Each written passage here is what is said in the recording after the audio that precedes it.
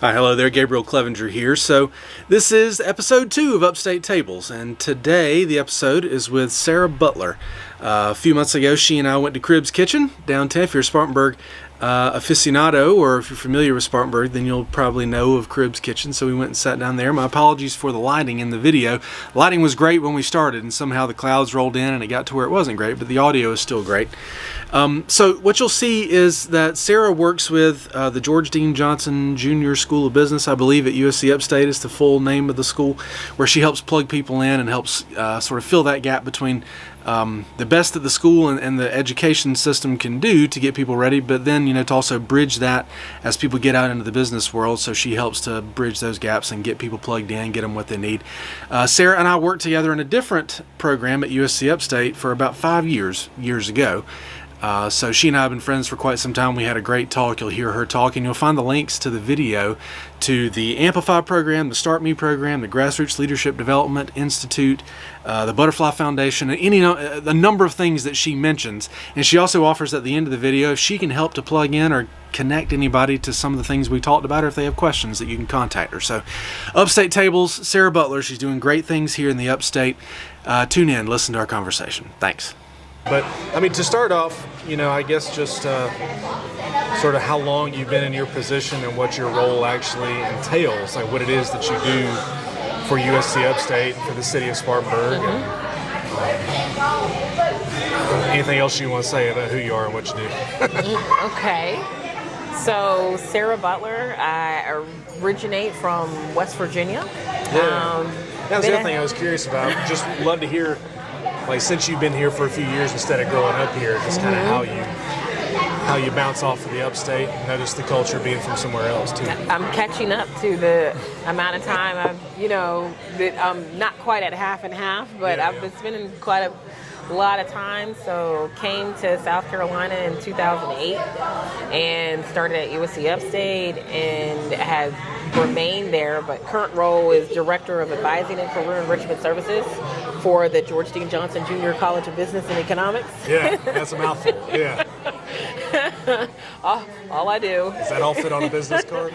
It does, staggered. It's really rough. Yeah. And it is a mouthful, but when I explain what I do, is all I'm doing is helping business students figure out what they're trying to do with their degree and get them lined up for their career components, to transition and make them practitioners of the things that they've learned in the classroom. So there's an advisement component of, looking at coursework, course progression. Should I have this major, this minor, study abroad, internship?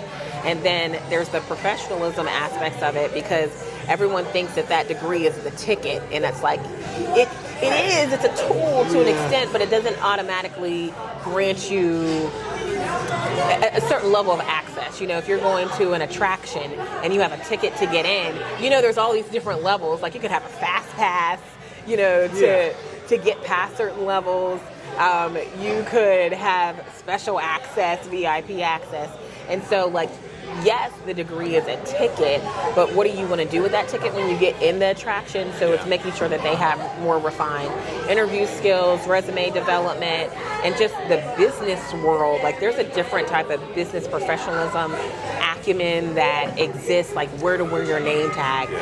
Looking people in the eye and shaking hands, the fact that I'm teaching students how to do that in a very electronical, technological, and now, right, in a very in limited human contact now world, we're going back to some real basics, very, very basics of how to introduce yourself to someone. So that's how that typically works. And being in that role allows me to do, just kind of pursue some other avenues in relation to the School of Business, but just my personal pursuits. So I think I mentioned that I've gotten involved with the city of Spartanburg. Yeah. And that started with the grassroots leadership class that I participated in 2012 with Spartanburg County Foundation. Okay. And they have a grassroots leadership development institute that covers the Spartanburg Community Indicators. And the Community Indicators project is a collaboration, and you're looking at particular areas like health and wellness, the environment, education, civic engagement. Yeah. So there's a variety of things. So I signed up for the education area, but you learn about Spartanburg and those respective areas and where we are and where we want to be. And some of it's not pretty. Right. A lot of it, I mean, it's just like, it's a benchmarking. Yeah. So if you don't know where you are, it's hard to tell how to make any progress. Exactly. It's and it's saying, okay, this is what initiatives we do have, and this is what we don't have, which was because of the Indicators Project. That's how the Northside Development Group was formed. Wow. To go and address that particular area of Spartanburg that had been neglected and underutilized for so long. Yeah. So it's really enlightening. But I remember being in a session and they were talking about the religious community, and I learned more about interfaith council and whatnot. And it was at that session in particular, I know exactly who was speaking. It was Scott Neely, and he was with I want to say United Way of the Piedmont at the time, and I didn't really know what I wanted to do in Spartanburg. I just knew like being involved in your community was really important. He's like, this needs to be a place where you call it your own. This is where you work, live, play, worship, these areas. So find what interests you, your passion, because what level of care do you have? Do you care a little bit? Like when you see the UNICEF commercials, you're like, oh, that's sad.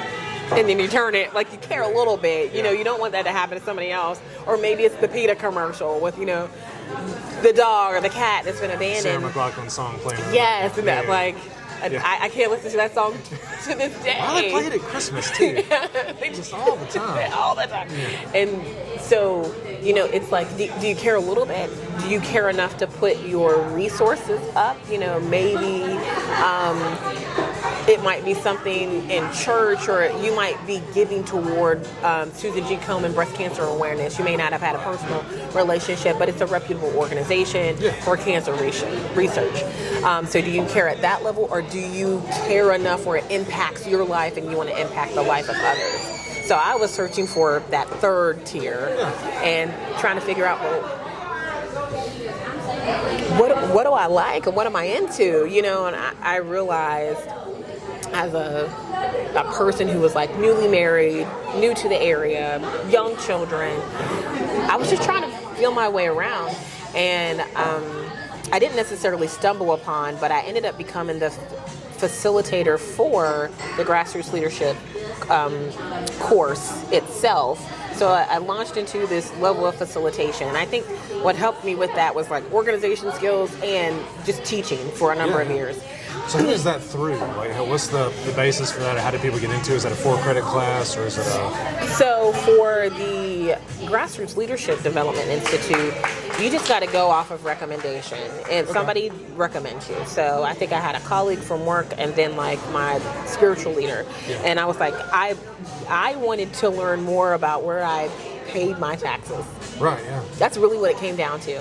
And my son Nehemiah, he was still in daycare, but I remember how difficult it was for me to find a daycare that I liked and trusted, and I didn't realize I needed to look so early, because I grew up in rural West Virginia in a valley, population of 5,600 people. Like it's small, and there weren't really like a lot of daycare options, like picking what school you went to. You're not doing that. You're going to this school because that's the school that we have. That's the one we have. Yeah, that's where you're going. Yeah. Everybody goes to the same school. school. Over the mountain to go somewhere else. Right. Yeah. So the availability of options was a little bit different for me. And so when I said, there's some rules to the road that I'm not aware of, that's what launched me to want to go into that class. And that class opened me up to other things. And it's the grassroots level. It's your community members. It's your neighbor. It's your HOA, member. It's your neighbor. It's somebody who has an idea, who wants to help their community, whatever their community is. So it could be somebody who's just walking along the road picking up trash, and they're like, I want to get this to the recycling center. It seems like this area is lacking. It seems like I see a lot of skateboarders around and they're being yelled at for using the parking facilities, but maybe they need a skate park, so it's those kinds of conversations to make, Spartanburg a better place to live. So I went into that class, then I facilitated the class, and in that facilitation I met some other people, and then a graduate of the class reached out to me, and it happened to be somebody from the city of Spartanburg who was like, you know what, I'm looking for a facilitator for an African American business accelerator course. Okay. And I was like, why would you think I'm qualified to do something like that? And they're like, well, you facilitated before. I'm like, well, yeah, like you give me a curriculum, I will learn that. We'll walk you through it step by step. I'll walk you through it. Make sure people get to talk. Ladies and gentlemen, page number 25. Roman numeral 2. But that's the tie that I needed. Yeah. When I did grassroots leadership, I was trying to get out on some boards and I was excited. I'm like, let me get involved. And I joined the board of the Butterfly Foundation. Yeah, I remember you telling me about it. So Butterfly Foundation has done great. And they were transitioning from the North Side Center, and they had a culinary job training program, and they were looking to expand. And the work that was happening on the north side, they wanted to procure some of that space on Howard Street. Okay, yeah. And there is a community garden and what have you for fresh food, and trying to bring food to that area on the north side because there's no grocery store. Yeah. And it's kind of a food desert. It's a food desert, yes. And the closest thing that you have is a gas station and dollar store. Right, and so it impacts health.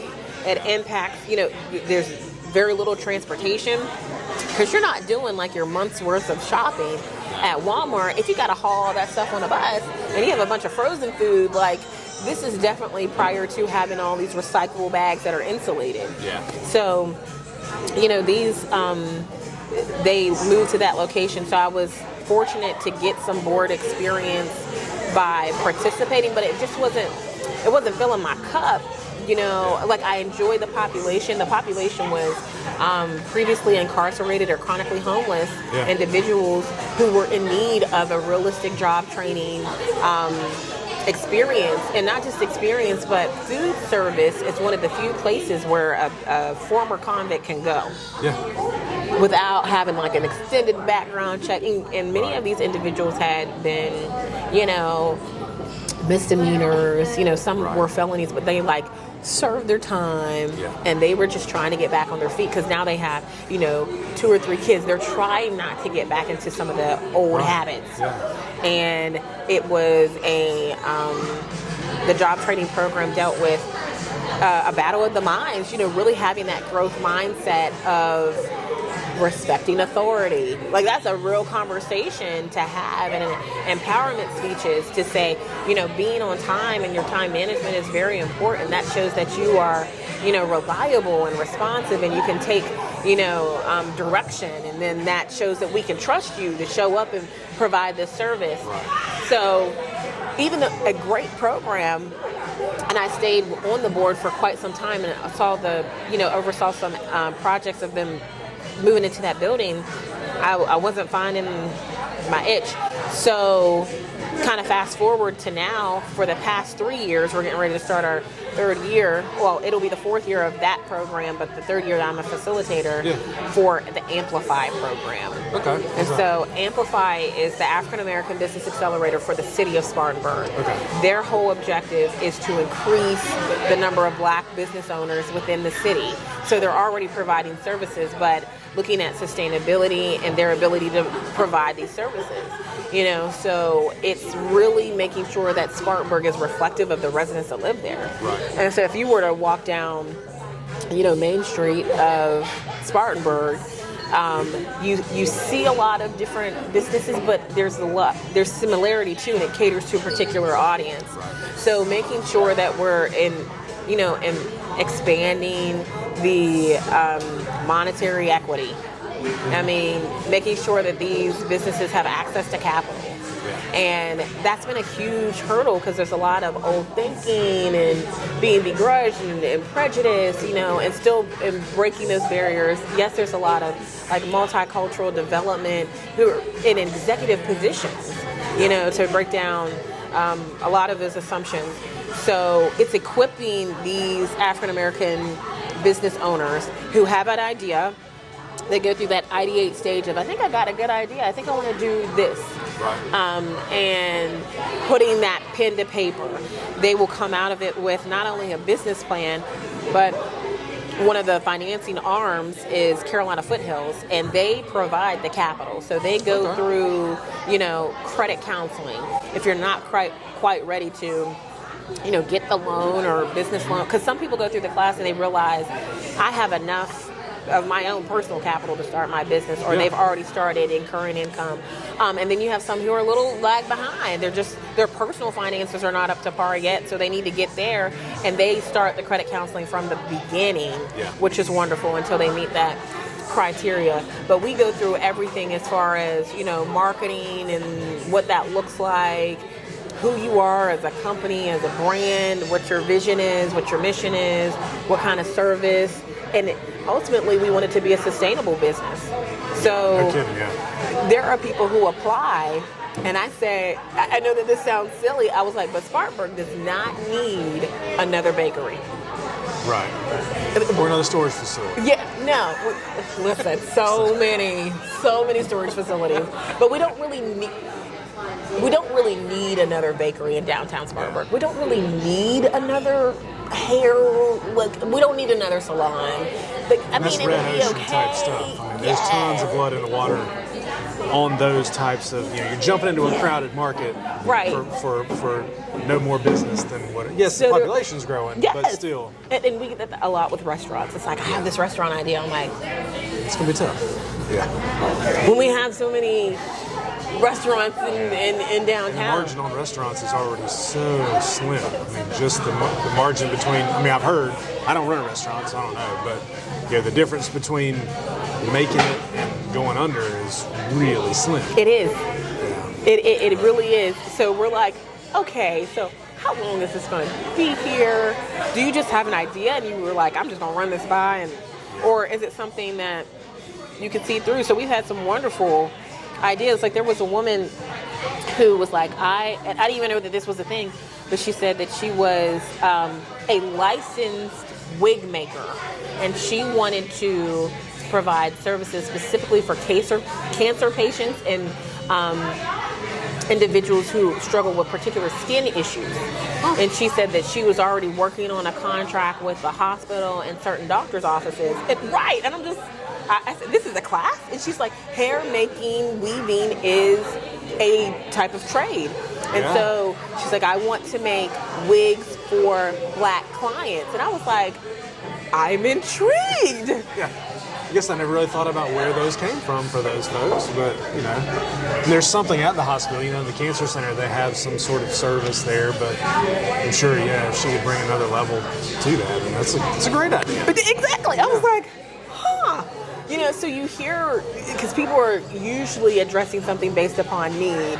Yeah. There was another person who was like, I work in she wants to do an adult daycare. Mm-hmm. And she's like, I work in a nursing home. I see what goes on. There's some things I like, some things that I don't like. But one of the things I don't like is the inactivity. And some people don't need the nursing home component. They just need an in-between. Like their parent is, or their loved one is mentally fully aware. They just have physical, disadvantages. Yeah. And they need somewhere to be half of a day, so why can't we go to Joanne's and do some activities there? And why can't another day we go, to the movies, and another day we do something else, and have a structured program where we're continuing to keep their mind and, their fingers or whatever active. I'm like, this is wonderful. Yeah. That's wonderful. So we're really kind of poking holes in their plans. It's like, okay, so you thought about this, but did you think about this particular area?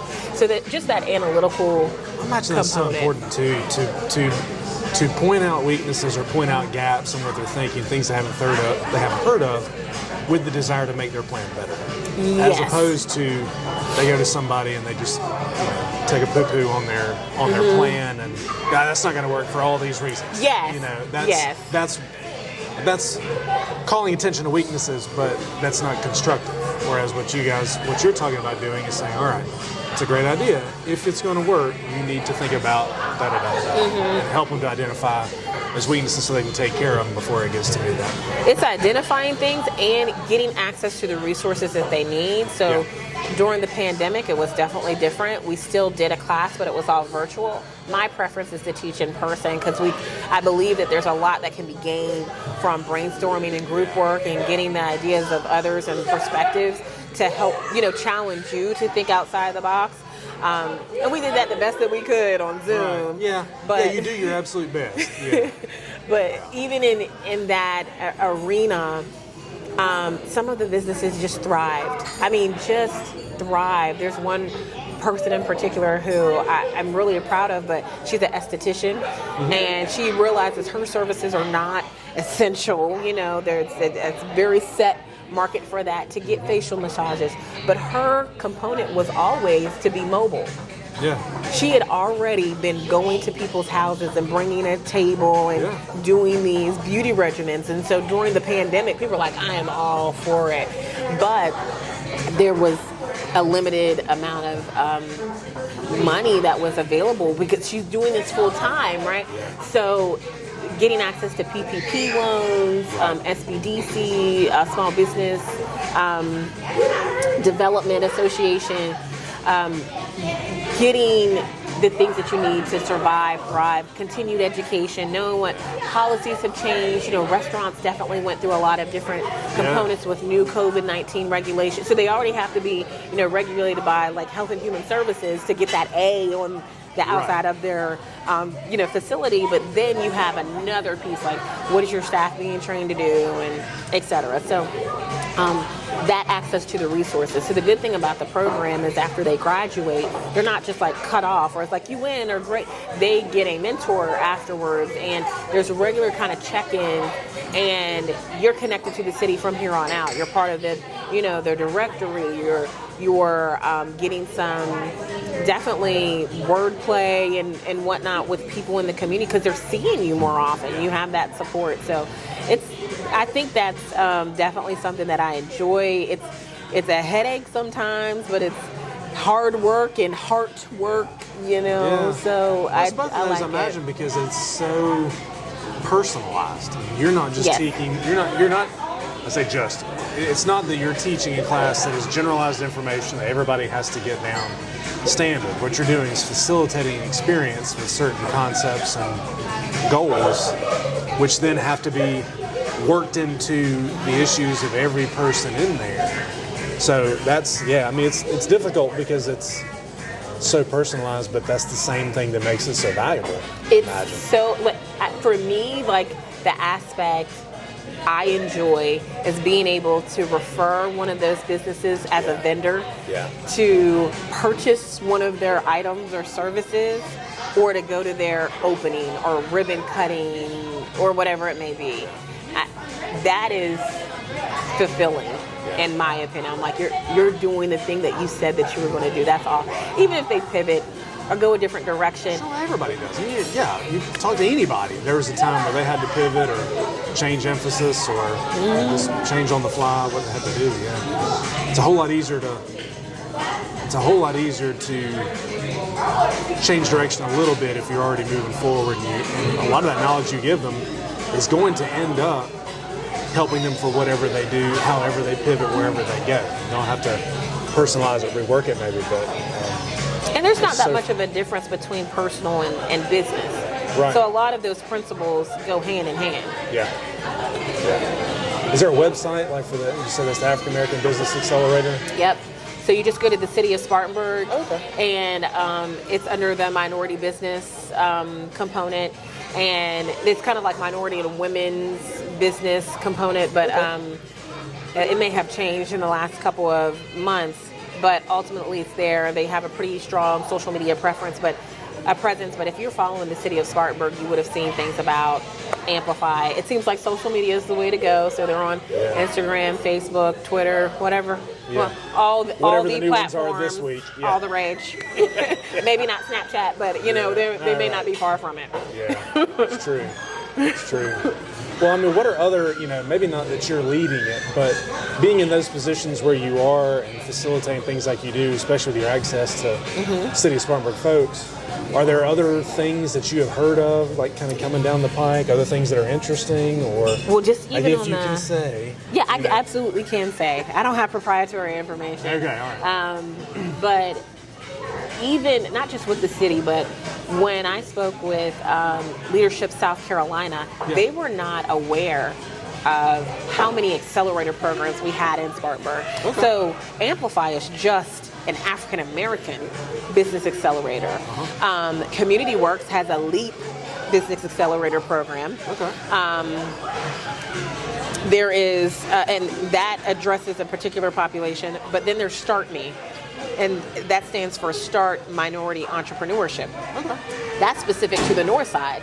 And so if you work, live, or worship in the North Side of Spartanburg and your business will contribute to that area, then you can participate in Start Me. Theirs is more of a competition amongst their members, but they get a mentor from day one. Wow, okay. Working with them throughout the process. They develop that, their curriculum comes from a similar Start Me program in Atlanta, Georgia. I know it's definitely Georgia, but I feel like it's Atlanta. And they utilize that. So that's a collaboration between the Northside Development Group and USC Upstate College of Business. And you talk about community members who have volunteered their time to be mentors to these individuals. I mean, and it's great. There's another business accelerator that I just learned about. And we all use different curriculums. We've been known to use next level curriculum, fast track curriculum, but it's all basing on developing that business plan, making the individual think about these various components and how they're going to access their capital to get what they need. Right. How are you going to get payment? You getting paid in the rears? You getting paid up front? How are you going to pay your employee? What's your management looking like? Those things. So there's a number of business accelerators in Spartanburg. There are, for nonprofit organizations, this Spartanburg County Foundation has a group called Nonprofit Connect. And Nonprofit Connect is really amazing. They have, I'm going to talk in pre-COVID times. Sure, yeah. Because a lot of these initiatives are starting back up or being revamped. Yeah. So, timestamp it today, but definitely go and double check their websites for accuracy. But there is a Nonprofit Connect group because they do a lot of funding in the county. And with that, Nonprofit Connect individuals, members usually get together, I want to say once a month. If it's not once a month, then it's quarterly, to compare resources. So we're not being redundant and referring accurately. So you take an organization like Miracle Hill.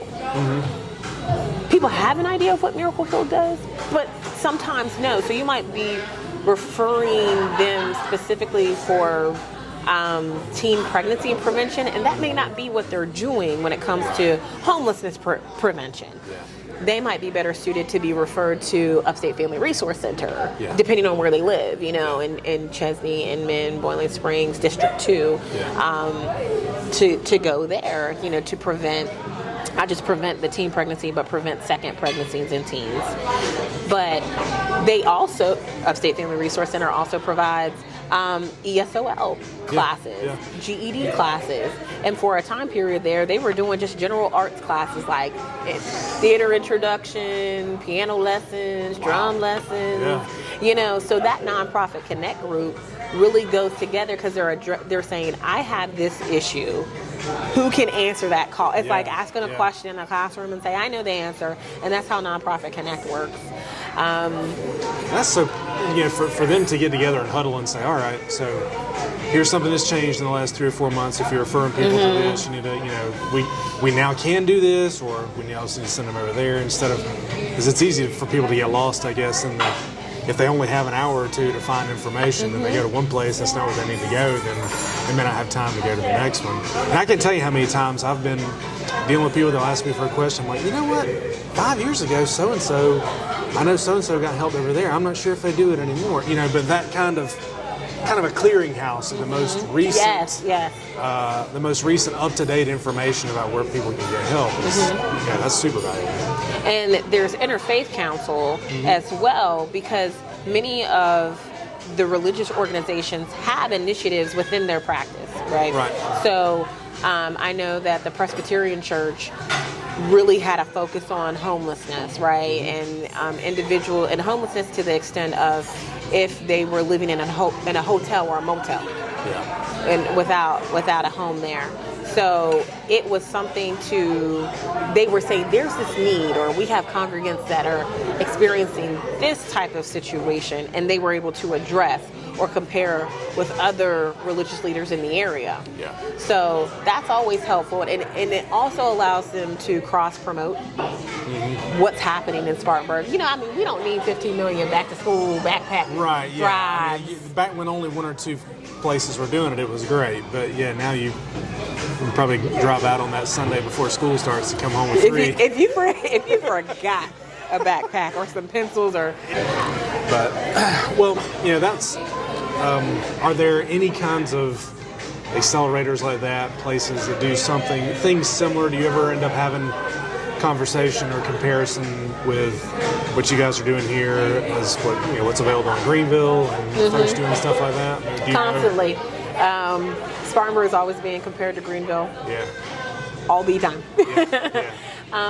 But I mean, they're a neighbor, and there are some things that really do work well in Greenville that we replicate, but you do got to be sensitive to your population here. Right. You know, Greenville, and I don't think people realize, but Greenville is a retirement location for many people because of the type of accessibility that they have. You know, there is a Greenville-Spartanburg airport. Yeah. And technically, for the record, you know, BMW is in Spartanburg County. It's in Spartanburg County, that's right. Yeah. So is the airport. And so is the airport. Yeah. But they bring a lot of business here, but because of the lifestyle in Greenville, you know, you have a lot of those high-rise buildings, loft living, very walkable downtown.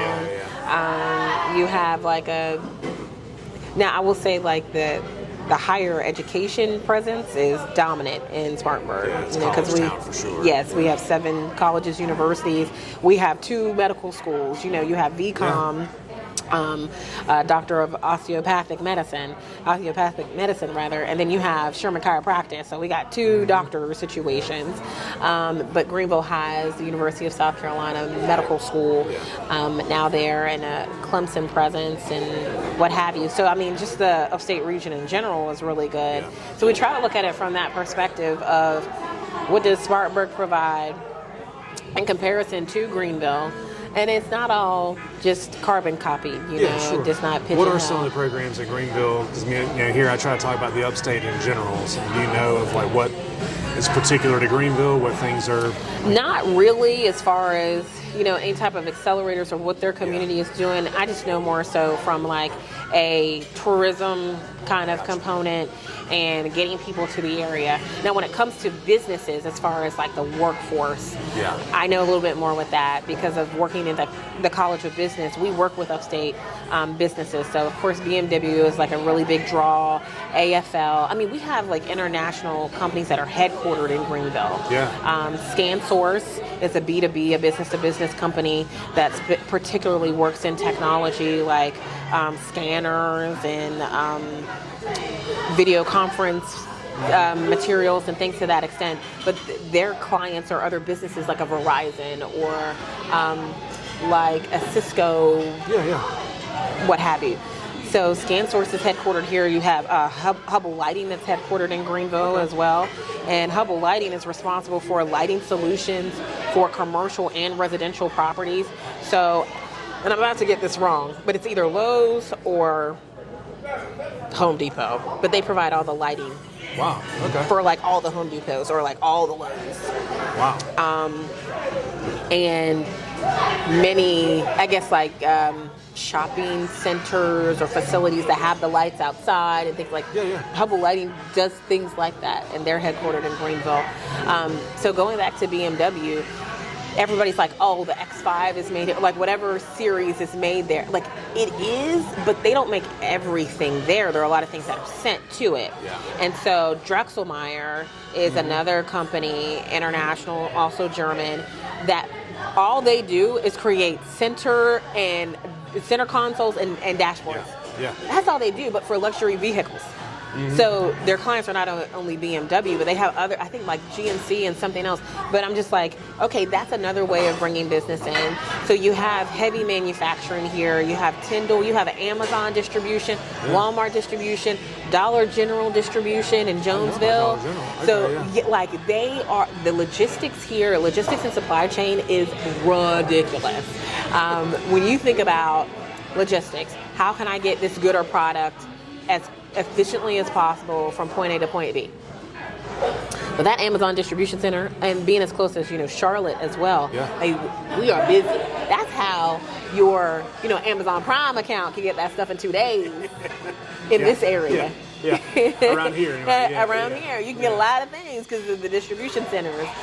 Dollar store distribution in Jonesville is booming. Wow. And I'll tell you why.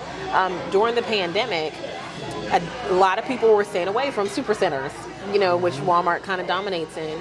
And you have an older population who just wants to get in, get out, not carry a whole lot of stuff. And carrying their little basket. They'll carry their little basket. They're carrying the little recyclable bag. Yeah. But not only that, they will, for convenience, it's smaller. So I don't know if I really want this big pack of napkins.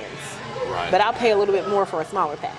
And then you also have another population that goes to Dollar General that's like, okay, I need diapers. I don't have enough for this big pack at Walmart, but I got enough for the smaller pack. Yeah. Here at Dollar General, this is closer to my house. Yeah. So, and then Dollar General started doing, like improving their home decor. And I bought wrapping paper there before. Listen, I went to Dollar General after Christmas. Yeah. Oh, yeah. Try to get some things marked down. I basically got all my decorations for next year. I got a little welcome mat and some other trees. I said, this is great. I mean, I just happened to go in. It was a really great buy. I was like, let me find out I was sleeping on Dollar General. So you have multiple distribution centers that are bringing more opportunities. You have the automotive industry, and they have, that's such a niche thing. There's a company called Felters, and all they do is make the felt that goes in a car for certain gadgets in a vehicle. I'm just like, right. I guess somebody has to make it. Somebody has to make the headrest.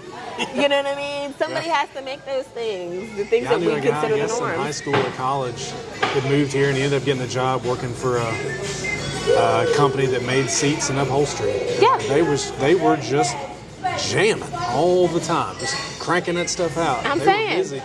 And somebody needs it. So with that, and then you have an international airport. GSP, what makes it international is the cargo, not necessarily the flights to, Inland freight terminal. And I was going to say, and the Greer Inland Port is, so what that has done, believe it or not, it has freed up the amount of 18-wheelers on 85 and 26. Now, you wouldn't think so, but I can't remember the number, but it's something like, reduces it by like 10,000 trucks.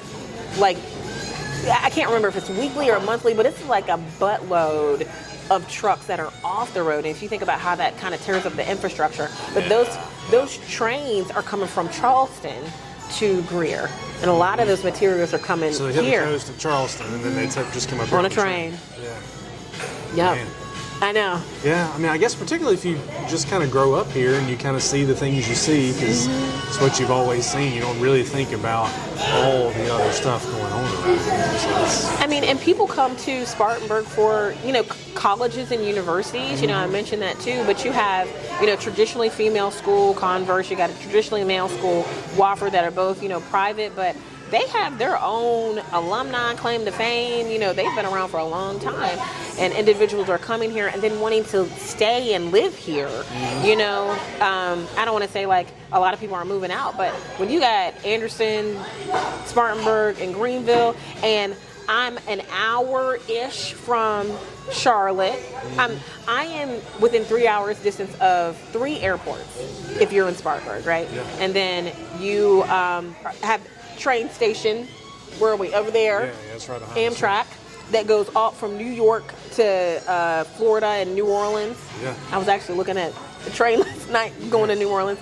So you have transportation. Now, the bus transportation is probably not the best. I'd say probably that's an issue for the upstate in general. Is that transportation and child care is I'm not trying to blame anybody. It's just probably the reality of the vast majority of people depending on cars, and so much that depends on where houses are built, how walkable. I mean, obviously Greenville is walkable. They've made that, but they had to make that. Yes. A value, make that something that they programmed and they determined over the course of years to do. I mean, that's 15, 20 years that they were working on that. What I've seen in Spartanburg in the last, almost 15 years, and for someone who is very familiar with the area, and then coming back, like, people have told me 20 years ago, downtown was not like this. Spartanburg was not like this. Yeah. It's a different place. You have people who have left and come back and are pleasantly surprised, which is great because you do want to see growth, but it still kind of has a small town feel. Yeah. A little bit. Right. We keep our southern charm, but I think that's what makes it unique.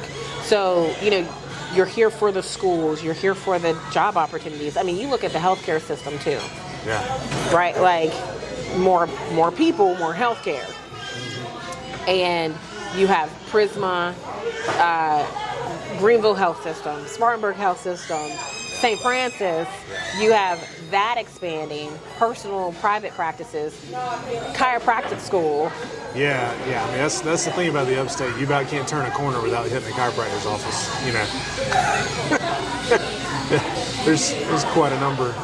If you're not adjusted, if you're not aligned, that's on you. That's your fault. Yeah, exactly. Yeah. I mean, they even have. They have a clinic there. There are clinics. There are chiropractors who have made contracts and relationships with, fitness facilities. Oh wow. I want to say, I can't remember what it is on the west side, but Is it the West Side Club? What used to be the West Side Club, maybe? possibly they had their own chiropractor that was just there, and you could come get it. Play a part of your membership could help to pay for that, or individual services, and you could go get adjusted and call it a day. And I'm just like, that makes a whole lot of sense. Yeah, goodness. And then the impact on the education system. One of the things I really liked about this area was kind of having a choice to where my kids could go to school. Right. Because, again, I'm from an area where you don't really have that much of a choice. But even when it comes to elementary, middle school, high school, private institutions, like, there are not plenty, but there are choices. And Spartanburg's not awful. I mean, we could definitely do better and improve, but there are a lot of great initiatives that are there from an arts perspective. The Chapman Cultural Center has a working relationship with Spartanburg Spartanburg School District 6 and 7 for specific arts programs, visual arts and music art. And there's a company called Bars Academy that works with District 7, and they're the graduates of the Start Me program, as a matter of fact. Okay. And Bars Academy is teaching kids how to write their own music. Man. To be composers, to be songwriters. Yeah. I mean, it's just like how to put together a song. What's a hook, your chorus, what's these elements, okay, your melodies like this, and it's some really neat stuff. Yeah, it's stuff that you wouldn't, unless you had reason or somebody told you. A lot of people even have reason or desire to know those things and just don't know about what there is available to them. There's a lot of stuff. It's crazy. There's a lot of stuff in this area. Well, what do you see coming up next? Like, if you sort of going from really specific kind of line item like what we've been talking about, like, what do you see the next 5 years for the general upstate area in Spartanburg, Greenville, what you see? However, if you had to look into a crystal ball and just sort of imagine whatever parameters you want to put on it. Like, if you had to guess, or just trends that you've seen since you've been here. Well, I'll definitely say that, one of the things that we don't really give a whole lot of attention to that I think is going to get more attention is health and environment. And that's becoming more prioritized. Some of it has to do with whoever's in the White House as far as priority, but from a regional perspective, business and economy has always been very important to our framework. Yeah. And I think it is for a lot of other people, but the tourism is kind of going up, and it gives people a reason to come to the area because there's like some neat things to do. Yeah. But the environmental aspect is probably something that we could work on. So I think there's some intentional steps about that. And the health and wellness is like a huge piece. Not just the amount of facilities, but as far as like preventative care. Right. The preventative care component, there are, Girls on the Run. There's PALS, Partners of Active Living, and they really help out with, I don't know if you're familiar with the CRIT, but with Spring Fling is a City of Spartanburg event in the spring, where it's a big festival. And the CRIT, or the Criterium, is a bike race. Oh, okay. And so people come from all around, and they block off, quite a few blocks, Main Street, Broad Street, Magnolia, and they're going in circles for time. They're doing more 5Ks here. They're doing more health fairs, awareness. They're getting in other spaces to let people know these are some checks that you need to do for prostate care, or breast cancer, or skin care, just like wear your sunscreen, But they're getting into schools, getting in places of worship, getting in communities, One of the things with, again, in the north side, but with the new TK Gregg facility, is that they worked out something with the YMCA to be able to provide, not memberships, but so the kids in the neighborhood can learn how to swim. Yeah. And if you don't have a pool at your house, and you don't typically swim, and I mean, it's not like how it was in the 60s and 70s where you had swim as a class in high school and such. Like, we don't do that anymore. So it really needs to be part of the neighborhood, and that's part of their neighborhood now. So they're being more intentional about those pieces, getting into underrepresented populations to help do more healthcare screenings. And just general education about components to protect yourself. I think coronavirus pretty much boosted that, but even just education about vaccinations in general. Yeah. What that means for you, because it is not for everybody. There's some real health history, hereditary components where people cannot, or they're susceptible, or what have you, and just knowing more about your own health. And then how you're feeding your family and how you're feeding yourself and how that's, helpful, not helpful, and your physical activity. So you may have noticed the Mary Black Rail Trail, walking trail, they've added this Play 60 component where you can actually stop and work out and do some bench presses and things like that, but they've incorporated to where kids can do it, or anybody who's in the geriatric population. So it's not anything where you would need a spotter. Right, yeah. But there's stop stations, and then much of it is ADA compliant. Okay. So health is a huge proponent that is changing. It seems like it's little, but it's not. Yeah. You'll look at the sidewalks. That's no small thing, yeah. And those kinds of things are everywhere too. Especially what you're talking about, sidewalks or walking trails, or that's not just a secondhand thing that you think up or decide to roll out real quick. That's the kind of a thing that takes some forethought and attention. So there's more parks, more parks for families to go, kids to play, and then these rail trails and walking trails. Yeah. So yeah, I think you'll see an increase in the intention of that, doing better in Spartanburg. Well, anything going on in the upstate you wanted to talk about kind of before we wrap up? I think we've really rounded a number of bases. I don't know. I'm proud of Spartanburg. I'm actually really, I'm proud of where I come from, for sure. It laid a good foundation. I got some good things, but I didn't see the improvement. That's the tough part. this certainly is. I hope we're in the middle of an arc, of hopefully it's exponential up, of improvement, increasing considerations for what it takes to house, keep healthy, not only entertain, but also provide for the benefit and the growth of a larger population. Absolutely. It's coming. We have a diverse population in Spartanburg. I mean, like international population. It's not just like black and white. There's a lot of people from the various corners of the world. There's like a whole Ukrainian population in Boiling Springs. Yeah.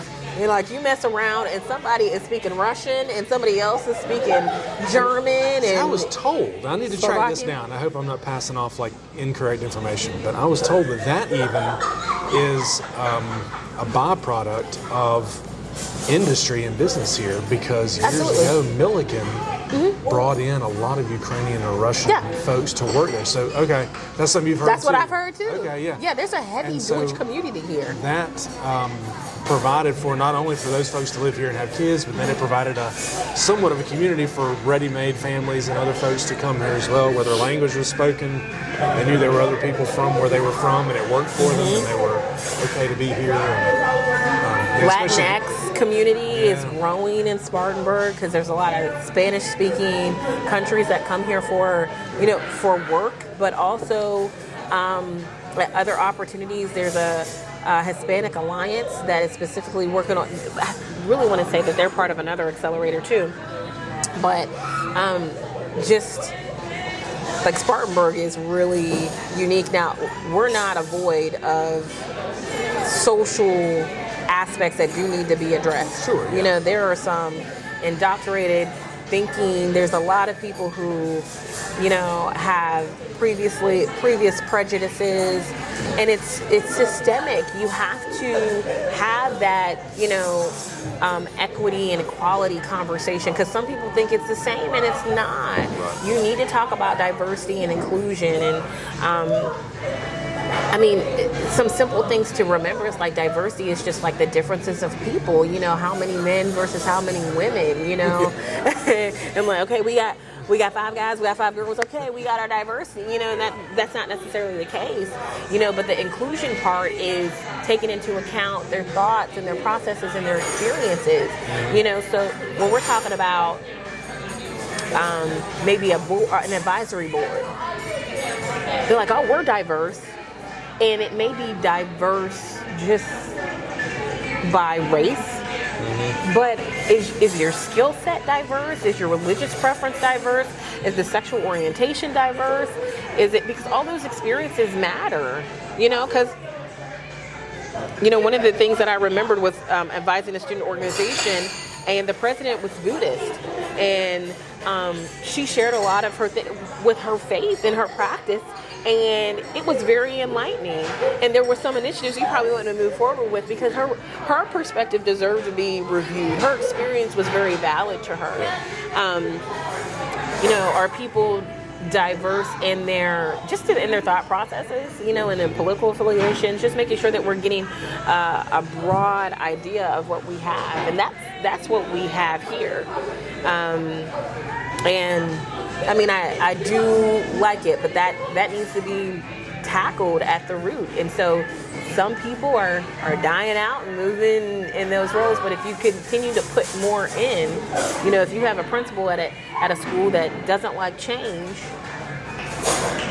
and you get a buddy of theirs who also doesn't like change, just because you send the old principal out, you're still getting more of the same. You're getting more of the same. So there's still that training that needs to take place. There's not nearly as many companies or businesses that take advantage and implement those DEI plans. So I'll use Milliken is a really good example. They have a very robust diversity department in their HR area, and they're intentional in that, and they go out and they have employee resource groups that make sure that their employees have a safe space to express and share their concerns and get feedback and have some type of contribution to the change in policies to make it a good place for them to work. That's an example that could be used in various areas. But that kind of change takes time, but it has to start somewhere. Yeah. So it's more than just having. There's a pastor in Greenville, his name's Sean Dogan, and he happened to be on a panel that I was listening to during Black History Month, and he said, let's have conversations not just for a moment, but for a movement. And that's always stuck with me because people are like, well, let's talk about this, or let's have this conversation, or continue the conversation. Nah, dog, let's have some solution-based conversations. Let's move forward. Let's put together an action plan. What are we going to do? Okay, you said what you had to say. You said what you had to say. Now what are we going to do? Yeah. You know, and I appreciate that Spartanburg is a doing town. Now, anybody who is looking to get involved, I think that they should, because we have to be very careful not to get back into some old habits. Right. Yeah, there's so many. I mean, you talked about all kinds of new organizations and all kinds of new stuff that's popping up and moving because of all the changes. It's just, I mean, you can't drive. A lot of it, I wonder how much of it's being driven by population change and the fact that there's so many new people. It's not just people moving from one place to the next in town or in the county. There's a lot of people coming from other places. It's a lot of transplants. Yeah, and they haven't done it all the same way. Here as so it's. That is certainly the kinds of things, and there's inevitably tension. And tension is one thing. Tension can be helpful. I heard something, this is not original to me, but said, a guy told me one time, he said, tension is fine. Friction is where you start having issues. I mean, tension is just the natural reality of something stretching. And the way it was is no longer. It's different. It's going to change shape probably. Things can be tight. Things can be tense. But that's okay because that can usually be one step along the road to something better. You have to confront tension or endure tension. Friction is something different. Yeah, and it can lead to conflict. Yeah. Yeah, so, Spartanburg is doing pretty well, I think. I mean, but a long way to go in all areas. Yeah. Well, Sarah, I appreciate it. This was enlightening. I think anybody who takes a watch or takes a listen is certainly going to have found out about some stuff going on around them that didn't have any idea that maybe was available to them. Yeah. Don't take my word for it. Look up all the things. Please check me. Yeah. Please Google search. Please go on all the media platforms and look it up for yourself. But anyone who comes here and is like, there's nothing to do. There's nothing to do. That's on you because you haven't looked. You haven't asked anybody who really knows. It's like telling my students, they're like, well, I asked my friend, and what does your friend know about how to sign up for these classes? You two are going through this thing together. They've never taken math, college math either. Blind leading the blind. The blind leading the. Ask somebody who knows or who you think knows. Get on the right path and you'll be all right. Yeah, but anybody who listens, if they're interested and I can help them, point them in the right direction. It may not be me, right? But if we can point them in the right direction, we need more good people out there. Excellent. Yep. Good. Thank you.